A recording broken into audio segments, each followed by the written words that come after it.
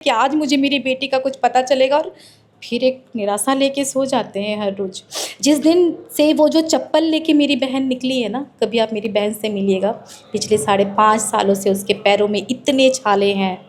आप ये जो अप्रैल का महीना है, आप रोड पे थोड़ा सा पैर रखिएगा, आपके पैर जल जाएंगे। वो उस हालत में अपने पैर लेके चलती है। उसने 5.5 सालों से अपने पैरों में चप्पल नहीं पहना है। वो एक टाइम का खाना खाती है। जब मुझे पता चला कि यहाँ के डीजीपी, पहली बार कोई महिला डीजीपी बनी है झारखंड की, तो बहुत उम्मीद के साथ उनसे मिलने को मैं 6 जनवरी 2026 को गई थी कि शायद वो उस दर्द को समझेगी जो मेरी बहन, मैं और मेरा पूरा परिवार तिल तिल करके मर रहे हैं। हर रोज़ एक नई उम्मीद के साथ जागते हैं। मेरा केस किसके पास है? कौन देख रहा है? कोई तो होगा जो मेरा केस देख रहा है। मेरा आईओ कौन है? कौन से डिपार्टमेंट में काम हो रहा है? ये बोल रहे टेक ओवर नहीं कर पा रहे, वो बोलते हैंड ओवर कर दिया है। बोकारो का एक चर्चित मामला है पुष्पा कुमारी। आप उसको जानते हैं कि एक लड़की जो पिछले 9 महीने से गायब थी और अभी तक कुछ बहुत स्पष्ट नहीं हो पाया है। हालांकि 11 अप्रैल को एक नरकंकाल को दिखाकर बोकारो की पुलिस ने ये कहा कि उस लड़की का नरकंकाल है, लेकिन मामला न्यायालय फिर पहुंचा और न्यायालय ने राज्य सरकार को पूछा कि आखिर जब तक डीएनए हुआ नहीं तब तक आप इसको कैसे कह रहे हैं। दूसरा मामला है, पुष्पा तो 9 महीने से गायब है। एक लड़की है जिसका नाम सेजल झा है, वो पिछले 5 साल 5.5 साल से गायब है और थाना वही है पिंडराजोरा। जिस पिंडराजोरा थाना के तमाम कर्मियों को सस्पेंड कर दिया गया पुष्पा वाले मामले को लेकर, उसी थाना का मामला है। उसमें कोई चौधरी थाना प्रभारी हुआ करते थे और उनकी बातें इतनी अजीब अजीब, हालांकि वो रिटायर्ड कर चुके हैं। उस थाने में जो पदाधिकारी जाते हैं वो भ्रष्ट होते हैं या भ्रष्ट पदाधिकारियों को उस थाने में भेजा जाता है, ये अपने में सवाल। फिलहाल सेजल की मौसी है हमारे साथ और पिछले 5 साल से ये संघर्ष कर रही हैं। थाना से एसपी, एसपी से जिला मुख्यालय, जिला मुख्यालय से राज्य मुख्यालय से दिल्ली राष्ट्रपति, वहाँ तक ये लोग पहुँचे हैं। अब जब पुष्पा वाला मामला इतना हाईलाइट हुआ, हाईकोर्ट के फटकार के बाद कुछ चीज़ें सामने आई, तो इनका भी अब थोड़ा मनोबल बढ़ा है कि इनको भी कुछ इंसाफ मिलेगा। नाम क्या हुआ? ममता मिश्रा उर्फ ईशा।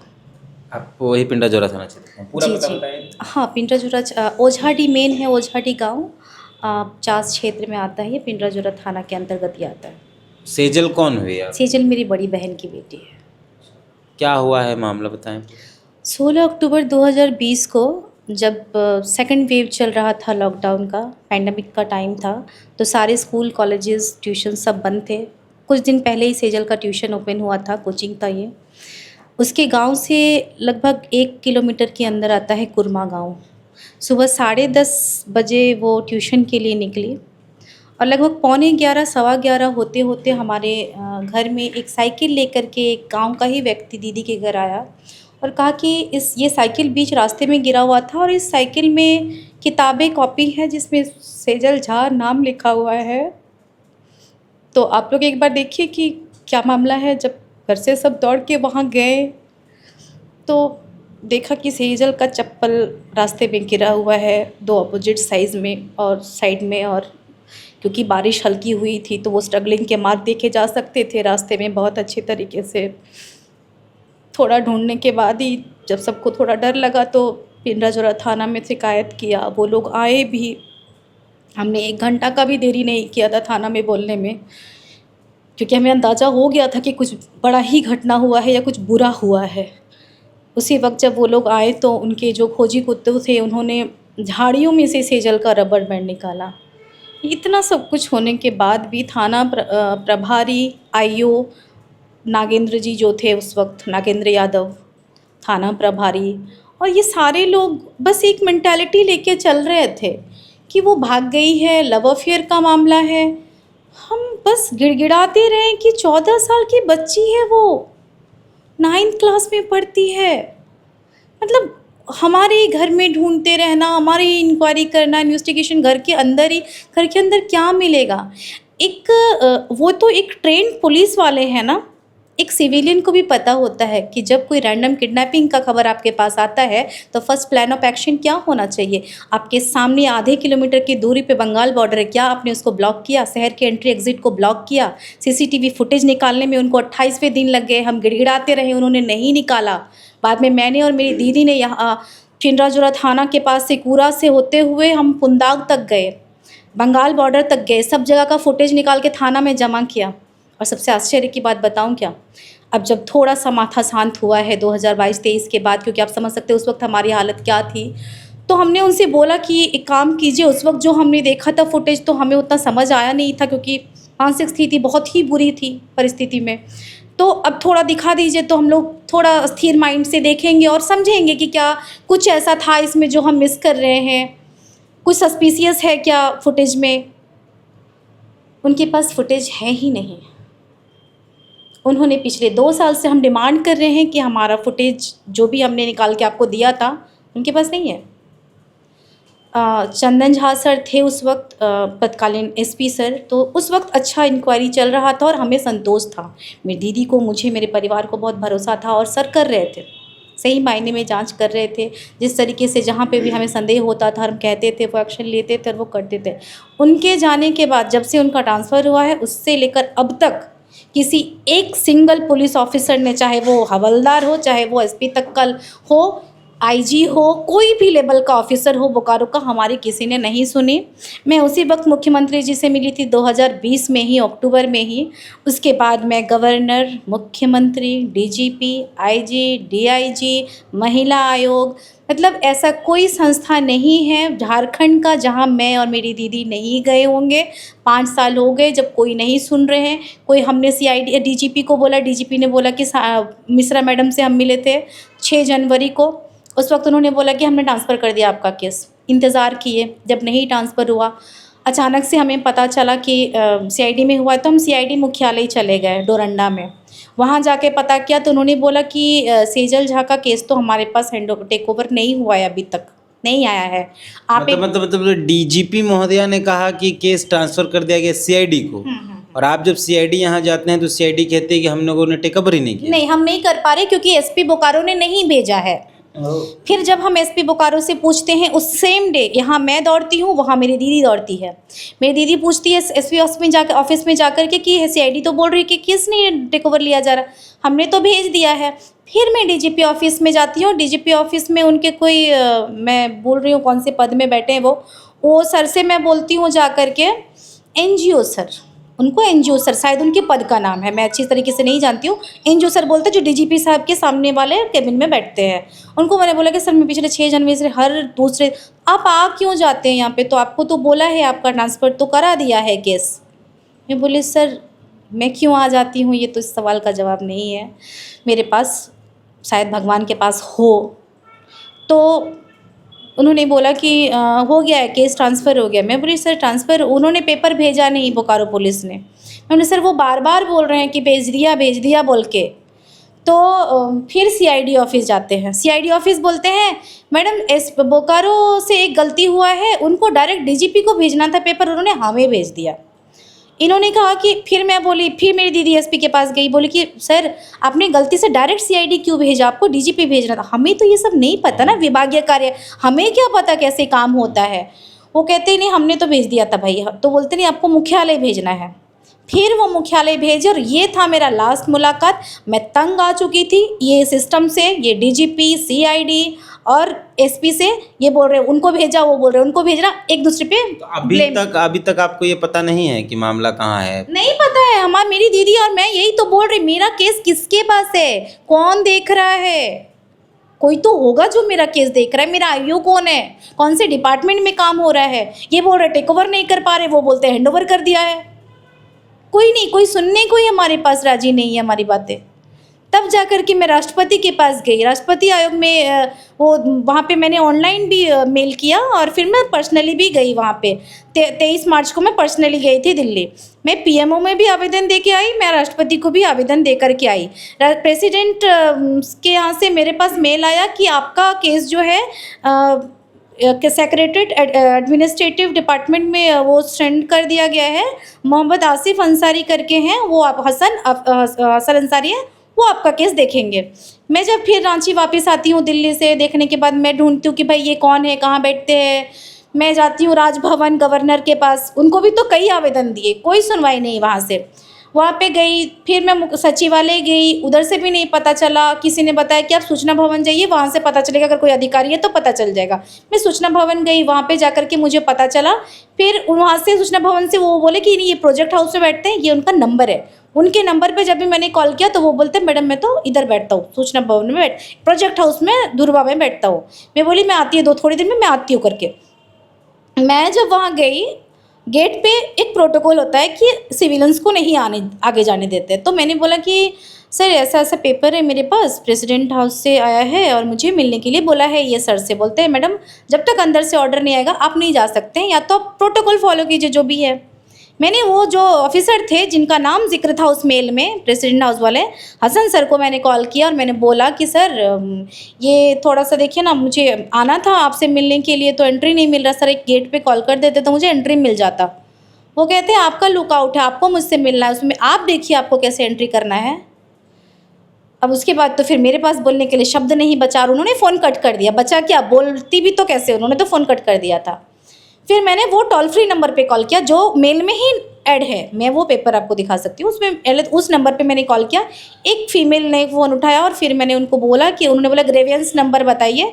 जब मैंने ग्रेवियंस नंबर बताया तब तो मतलब लगभग आधे घंटे के बाद मुझे वहाँ से एक फ़ीमेल आती है और रिसीव करके अंदर जाती है। अंदर जाने के बाद हसन साहब से मैं मिलती हूँ जिनका नाम था उस दस्तावेज में, पर वो बोलते हैं कि हमने आपका केस एसपी को ट्रांसफ़र कर दिया। भाई एसपी को ट्रांसफ़र किया, मतलब मेरी परिस्थिति पे उस वक्त जब मुझसे ये कहा वो ऑफिसर ने, वो सेक्रेटरीट एडमिनिस्ट्रेटिव जो है हसन साहब, कि आपका केस हैंड ओवर कर दिया एसपी को, आप समझ सकते हैं उस वक्त मुझ पे क्या बीती है। ये करने के लिए पूरा भारत का भ्रमण किया मैंने। अगर एसपी से होता तो मैं इतना करती ही क्यों। उसके बाद फिर जब मुझे लगा कि यहाँ कुछ होना नहीं है, मैं वहाँ से निकल के थोड़ा खड़ी थी। फिर मुझे अचानक से लगा कि कोई प्रधान सचिव हैं वंदना दादेल जी जो देखती हैं, कि वो यहीं हैं। फिर मैं उनके पास गई, उनसे मिली। उनको कोई आवेदन नहीं दिया है लिखित तौर पे, पर मैंने वो पेपर दिखाया जो मुझे प्रेसिडेंट हाउस से आता कि मैडम ऐसा ऐसा बात है, मेरे पास ये पेपर आया है और थोड़ा देखिए। उन्होंने ये आखिरी मुलाकात, पहली और आखिरी मुलाकात मेरी वहाँ पे थी प्रोजेक्ट हाउस में। उन्होंने बोला हम देखते हैं ये केस पे क्या कर सकते हैं, 9 अप्रैल की बात है। उसके बाद से अब तक फिर भी हमसे किसी ने कोई संपर्क नहीं किया है। तो हम क्या कहें, कुछ समझ में ही नहीं आता इस पुलिस का, झारखंड की पुलिस का। हम पिछले कई सालों से देख रहे हैं, उनको काम नहीं करना होता है, उनको बस बैठ के कुर्सी तोड़ना होता है। तदासा मिश्रा जी, आप डीजीपी हैं इस राज्य की, थोड़ा सा तो समझिए अपने पावर को, थोड़ा सा तो कम से कम कुछ तो काम कर लीजिए। एसी गाड़ी है आपके पास, एसी कमरा है आपके पास, इतने सारे लोग हैं आपके पास, बताइए इनको ये पता ही नहीं है कि इनका केस किसके पास है। एक महिला है, माफ़ी चाहूँगी आपको बीच में काटने के लिए, जब मुझे पता चला कि यहाँ के डीजीपी पहली बार कोई महिला डीजीपी बनी है झारखंड की, तो बहुत उम्मीद के साथ उनसे मिलने को मैं 6 जनवरी 2026 को गई थी कि शायद वो उस दर्द को समझेगी जो मेरी बहन, मैं और मेरा पूरा परिवार तिल तिल करके मर रहे हैं। हर रोज़ एक नई उम्मीद के साथ जागते हैं कि आज मुझे मेरी बेटी का कुछ पता चलेगा, और फिर एक निराशा लेके सो जाते हैं हर रोज़। जिस दिन से वो जो चप्पल लेके मेरी बहन निकली है ना, कभी आप मेरी बहन से मिलिएगा, पिछले 5.5 सालों से उसके पैरों में इतने छाले हैं। आप ये जो अप्रैल का महीना है, आप रोड पे थोड़ा सा पैर रखिएगा, आपके पैर जल जाएंगे। वो उस हालत में अपने पैर लेके चलती है। उसने 5.5 सालों से अपने पैरों में चप्पल नहीं पहना है। वो एक टाइम का खाना खाती है।